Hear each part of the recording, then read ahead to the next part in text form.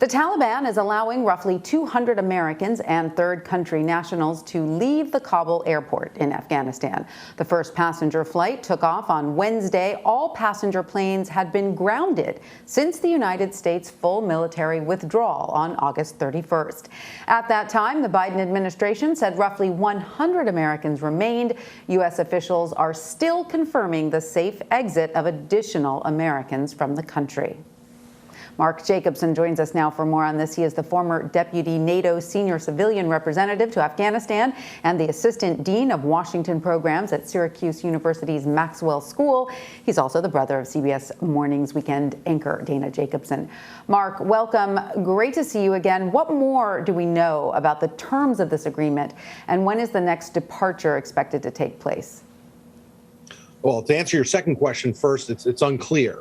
This is partially because there are a number of flights waiting to leave Mazar-e-Sharif up in the north of Afghanistan, but it's not clear that the new Taliban government entirely has control of the Taliban up in the north, their own bureaucratic quagmires, if you will. The real challenge is this. There seems to be clear agreement that U.S. citizens, blue passport holders, and green card holders can get out.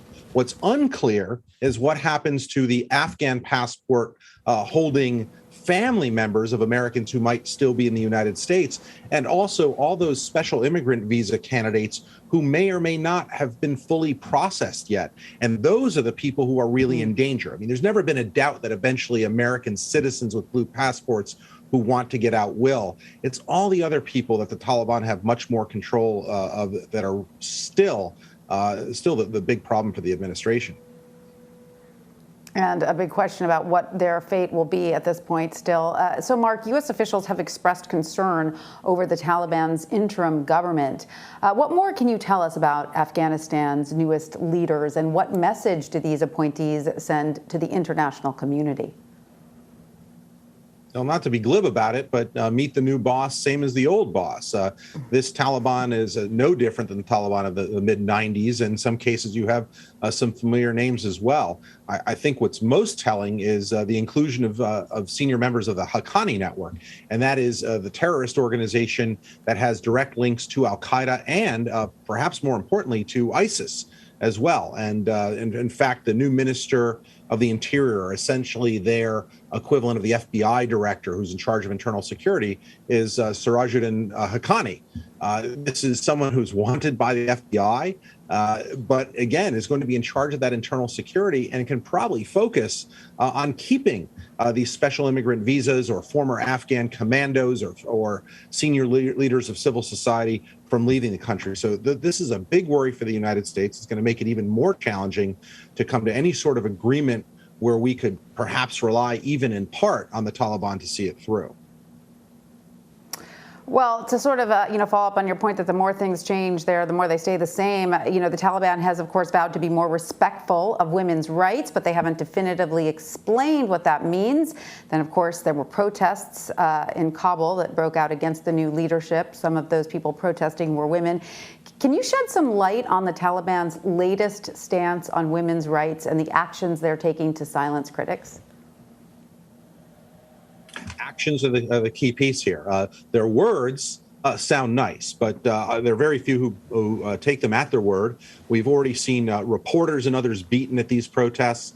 We've certainly seen, or most people have seen the picture of the Taliban pointing their weapons at female protesters. I don't think this harkens for anything positive for women's rights in Afghanistan. We know that they've already spoken about women not being able to participate in international, much less any sort of domestic sports. There are worries in certain areas about girls' schools already being shut down. Look, I think it remains to be seen the extent of the oppression against women in Afghanistan, but there is no doubt that the really revolutionary progress that the last two generations have made over 20 years is going to be turned back. Again, not just in the 1990s, but really to the 14th century when you look at it more holistically. And what would you answer then, how would you answer to critics who say, look, it was a mistake from the beginning for the U.S. to go in there and try to impose some sort of modern cultural, framework on a country in which the culture was just not willing to embrace that.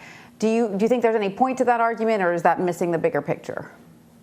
I think it absolutely misses the bigger picture. Let's take this rationally and emotionally. First, it's really difficult to separate a counterterrorism mission from the need to establish some security sector capabilities. In other words, if you want the terrorists not to be able to operate in Afghanistan, you have to create an Afghan capability, be it military, law enforcement, or judicial, to deal with that.